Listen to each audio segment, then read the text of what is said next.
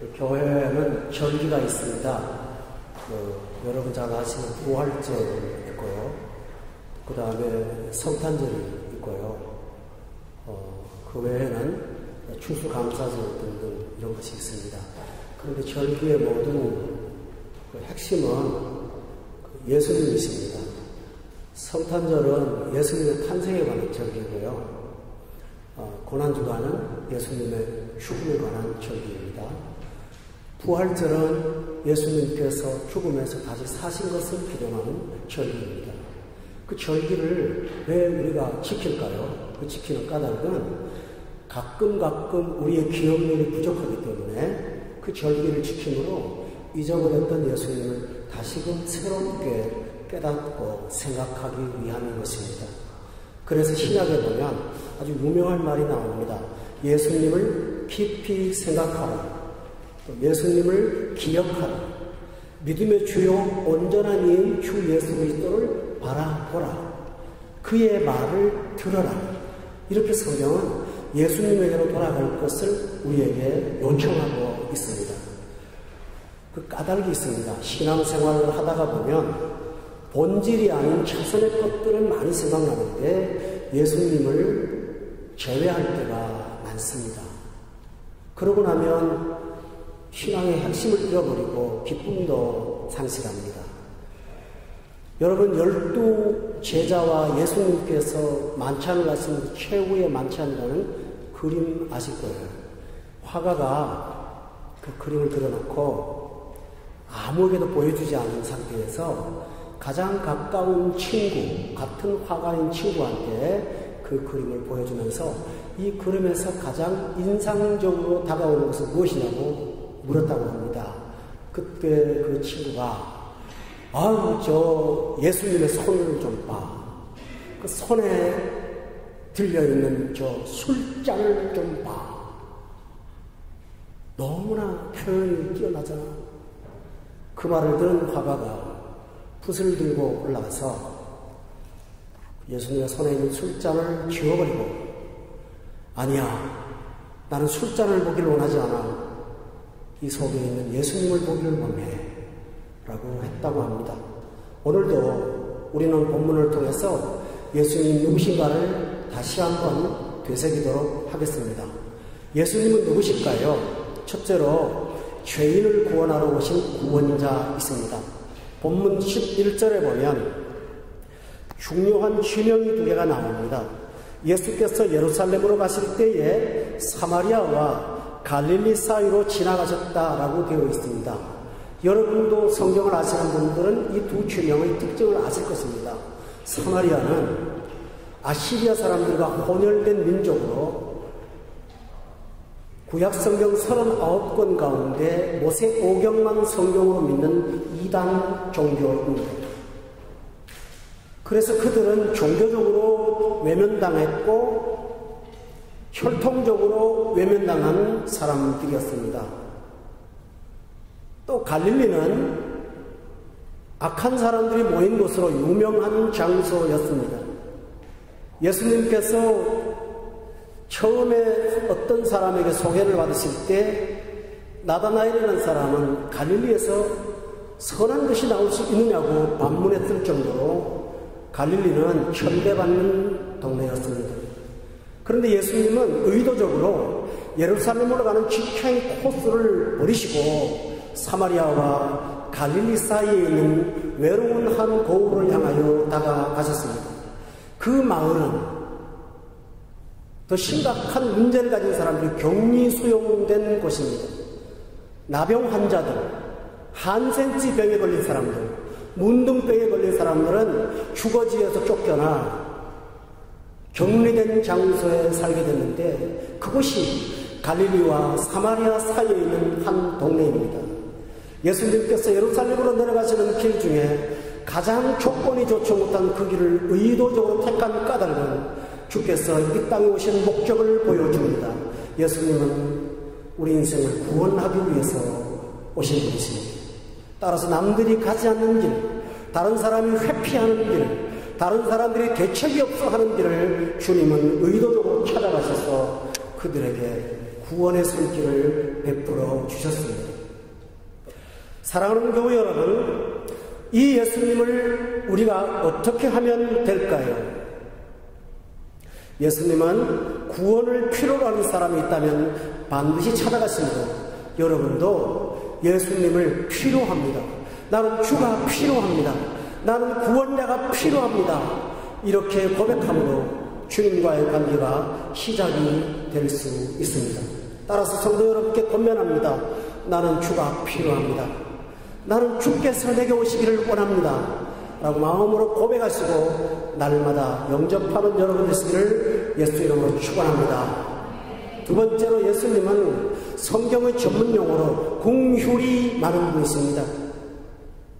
오늘 본문에 보면 예수님은 13절에 보니까 나병 환자들이 우리를 불쌍히 여기셔서 부르셨을 때 참으로 불쌍히 여기셨습니다.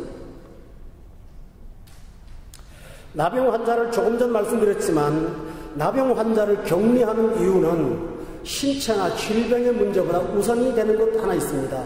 그것은 뭐냐면 나병 환자들은 남이 모르는 심각한 범죄를 저질러서 하나님 앞에 심판받는 사람들로 낙인이 찍힌 사람들입니다. 따라서 그들은 영적으로 거부당한 사람들입니다.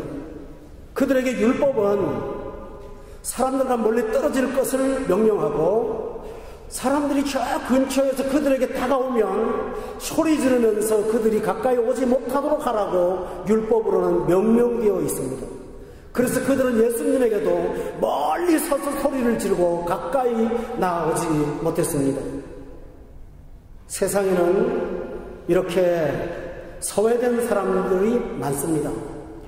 스스로 소외된 사람도 있는가 하면 세상이 소외시킨 사람도 있습니다.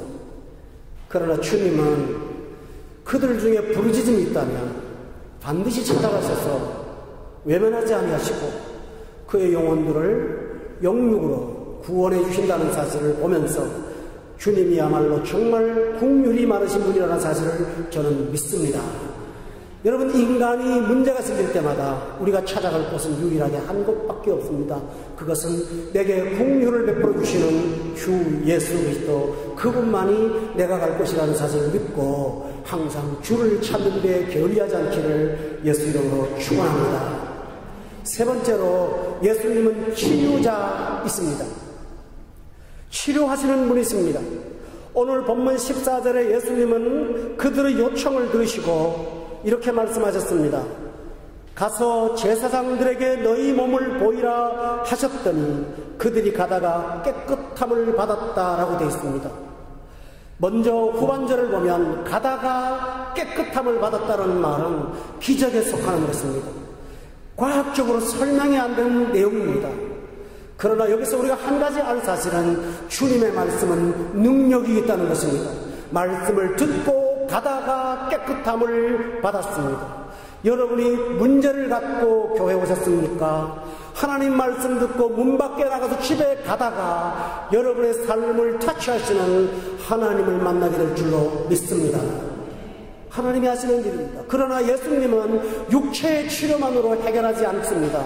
제사장에게 너희 몸을 보이라 한 까닭이 있습니다. 율법에 의하면 나병 환자나 어떤 질병에 걸린 전염병 환자가 사회로 복귀하기 위해서는 제사장이 이 사람은 깨끗하게 나았다고 하는 합법적인 판정을 내려줘야만 사회로 복귀할 수 있었습니다. 예수님께서 이들에게 제사장에 가서 몸을 보이라고 말하는 것은 몸만 건강한 것이 중요한 것이 아니라 세상으로 복귀하고 직장으로 복귀하고 가정으로 복귀하고 남편으로 복귀하고 아내로 복귀하라고 하시는 주님의 회복의 은총입니다. 구원은 육체에 국한되지 않습니다. 구원은 정신에 국한되지 않습니다. 구원은 여러분의 사회적인 문제까지도 해결하는 것이 구원의 능력입니다. 기독교가 대한민국에 150년 전 들어왔습니다. 들어올 때, 기독교가 들어올 때는 복음을 가진 성경만을 가지고 들어오지 않았습니다. 미국의 북장로교는 복음을 가지고 들어왔습니다. 그러나 남쪽에 있는 침례교회에서는 알렌이라는 선교사를 통해서 의료 기술을 갖고 기독교 안에 들어왔습니다. 또 어떤 평신도 선교사인 게일이라는 선교사는 종로 5가에 시성인들을 모아놓고 현대 문명을 가르쳤던 사람입니다. 또 어떤 사람들은 여러분이 잘 알고 있는 명문 학교들이 있지 않습니까? 배제학당, 이화학당 이런 등등의 학교들을 세워서 신학문을 일으킴으로 문화와 삶의 전반을 새롭게 하는 일들을 기독교는 하고 있습니다. 따라서 기독교가 들어가는 것은 영혼의 문제뿐만 아니라 육체의 문제뿐만 아니라 먹고 사는 경제의 문제뿐만 아니라 삶의 질까지도 하나님께서 해결해 주시고 달라지게 하신다는 사실을 믿는다면 예수 믿는 것처럼 모든 것에 총체적인 복이 없다는 사실을 저는 확신합니다. 따라서 성도 여러분, 우리는 이렇게 고백할 수 있습니다. 예수님은 나의 모든 것, 예수는 나의 모든 것, 예수님은 심적의 충만히 육체로 가시는 나의 모든 것, 이렇게 고백하실 수 있기를 바랍니다. 예수님을 믿으면 사회적인 문제도 해결될 뿐더러 과거의 아픔으로부터 해방을 받습니다. 정서적인 고통을 치유받습니다. 열등감에서 자유할 수 있습니다. 아픔을 해결할 수 있습니다. 인간으로 소외당했던 것들이 외롭지 않습니다. 자포자기했던 꿈의 상실을 회복할 수가 있습니다. 마음속에 숨어져 있는 우울과 슬픔을 벗어날 수 있습니다. 스스로 비난했던 부정적인 사고방식을 치유해서 신나고 기쁘고 좋은 사람 될 수가 있습니다. 예수님은 우리 인생의 치유자이십니다. 여러분이 마태복음의 복음서와 마가복음, 누가복음, 요한복음에서 얼마나 많은 치유의 사례들이 나오는지를 여러분이 알고 있지 않습니까? 따라서 질병으로 고통당하시는 성도 여러분, 저는 무능합니다. 여러분의 아픔의 소리를 듣고 새벽에 일어나서 기도하고 눈물은 나지만 참으로 무능함을 느낍니다. 그러나 저는 여러분의 이름과 여러분의 영혼을 갖고 예수님 앞에 올라갑니다. 그러면 주님께서 여러분의 손을 잡아주시고 여러분의 치유를 받아야 될 상처의 부분에 따뜻한 손을 얹어주실 줄로 저는 믿습니다. 주께서 이렇게 해주실 것이에요. 네 번째로, 예수님은 영혼을 구원하시는 분입니다. 여러분, 사람에게 가장 중요한 신체의 기관이 무엇일까요? 눈도 있고 손도 있고 입도 있고 심장도 있고 머리도 있고 팔도 다리도 있습니다. 이거 하나 소중하지 않은 것 없습니다. 참 소중합니다.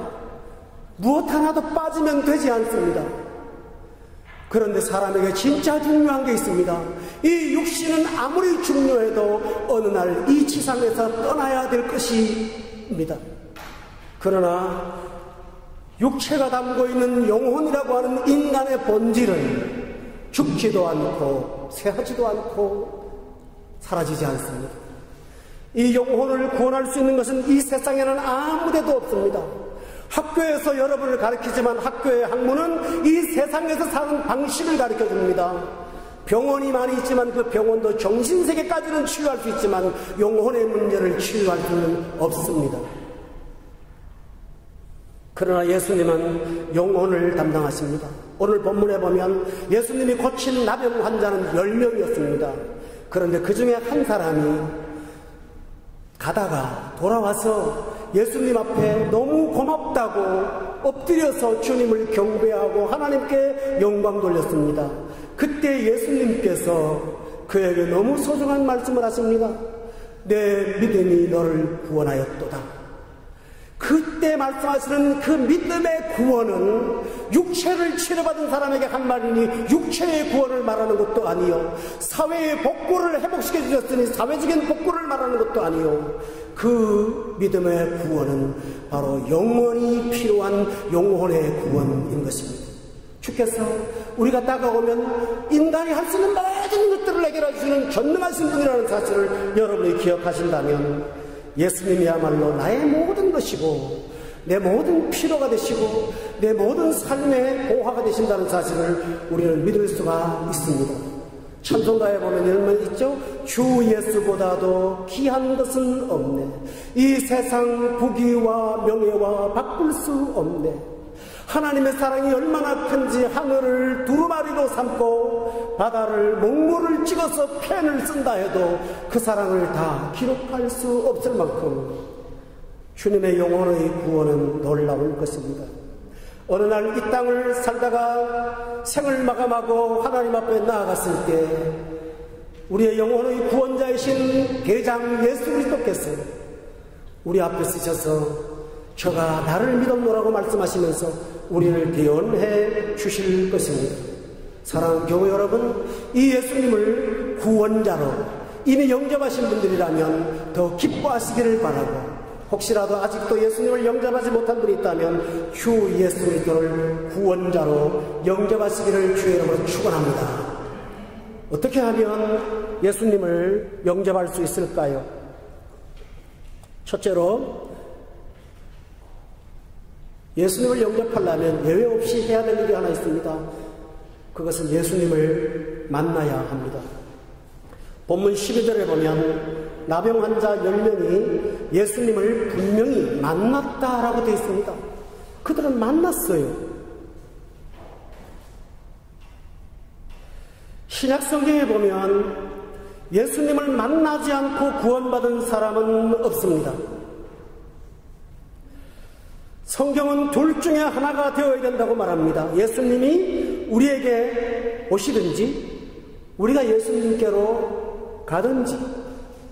그래서 성경에서 가장 빈번하게 나오는 말 중에 이런 말이 있어요. 오라, 와 보라, 내게로 오라.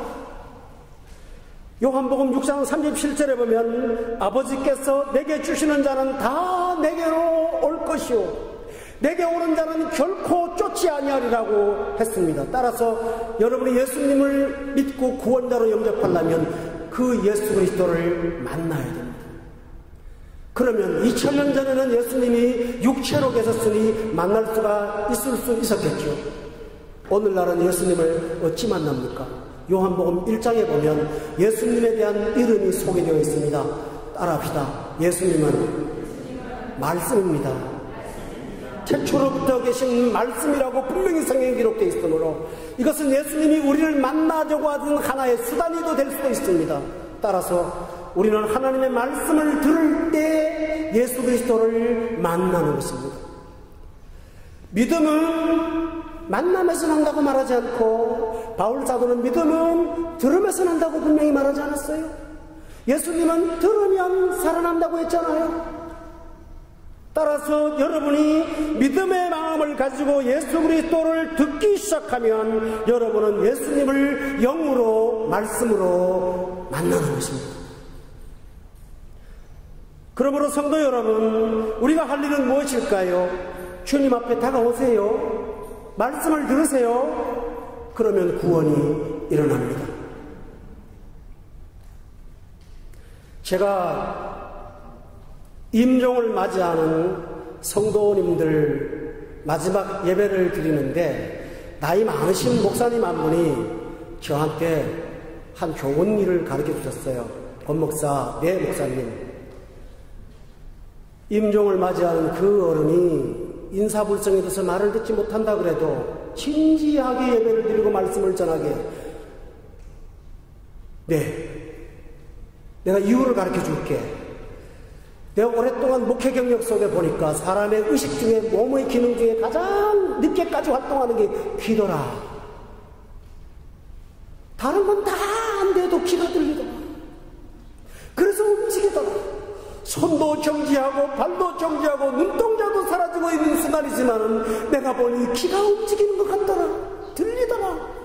말은 하지 못해도 그는 복음을 듣고 있으니 저 사람 마지막 순간까지 복음을 이야기해서 예수님을 만나게 하라고, 그것만이 그에게 가장 귀한 것이라고, 그 귀한 목사님의 지혜를 통해서 저는 너무나 소중한 시간들을 보냈습니다. 어떤 전직 교장 선생님이 임종하기 직전에 저를 만났습니다. 저는 그분에게 한 번 복음을 제시했다가 거부를 당한 사례가 있었습니다. 그런데 그분을 또 다시 만났습니다. 그분은 그때는 아무 말 할 수 없는 상태였습니다. 그런데 복음을 전했습니다. 시간이 없어서 짧은 사용일을 가지고 예수님을 믿으라고 말씀했습니다.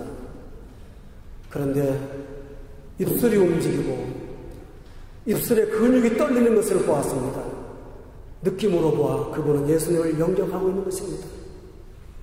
그리고 영접 기도를 시키고 난 다음에 그분이 편안히 누워 계시는 것을 보고 그 병상을 떠난 뒤 30분 뒤에 임종하셨다는 이야기를 들었습니다. 그때 온 가족과 저는 임종을 슬퍼하지 않고 천국을 가신 것에 대해서 너무나 기뻐할 수 있었습니다. 사랑하는 교우 여러분, 예수님을 믿고 영접하려면 여러분이 꼭 할 일이 뭘까요? 들으십시오. 들으면 삽니다. 할렐루야. 우리 따라합시다. 들으면 삽니다. 두 번째로 듣지만 마시고 한 걸음 더 나가세요. 그것은 여러분이 입을 벌려 구원을 요청해야 합니다. 오늘 본문 13절에 보면 나병 환자들이 예수님의 시선을 끈 것은 그들이 소리를 높였기 때문입니다. 13절에 읽어보면 소리를 높여 예수 선생님이요 하고 소리를 질렀습니다. 거리가 멀기 때문에 예수님이 들으시려고 했던 것 같습니다.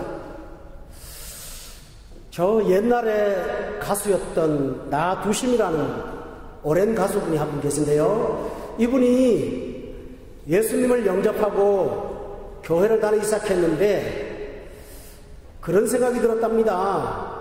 이 수많은 그 큰 교회 성도들 가운데 하나님께서 내 기도를 들어주실까? 소음이 많아서 내 기도는 안 들리실 거야. 내가 누군지를 모르시니까. 그래서 이분은 기도를 할 때마다 이렇게 했답니다. 하나님, 저는 서울특별시 강남구 소초동 몇 번지에 사는 사람입니다. 제가 오늘 매달 몇 시에 기도를 드리러 왔으니 제 기도를 좀 들어주세요. 그런 번지수를 밝히고 기도했다고 합니다. 여러분, 그분의 순수한 마음 참 아름답지 않습니까? 하나님께서 그 입을 벌려서 번지수를 말하는 그녀의 입 속에 영혼의 기쁨을 주신 줄로 저는 믿습니다. 로마서 10장 13절에 보면 누구든지 주의 이름을 부르는 자는 구원을 받는다고. 부르는 자는 구원을 받는다고. 마음으로 믿어 입으로 시인하여 구원에 이른다고 했습니다. 교우 여러분, 마음이 열리신 것 알고 있습니다. 이제 여러분이 할 일은 입을 여는 것입니다.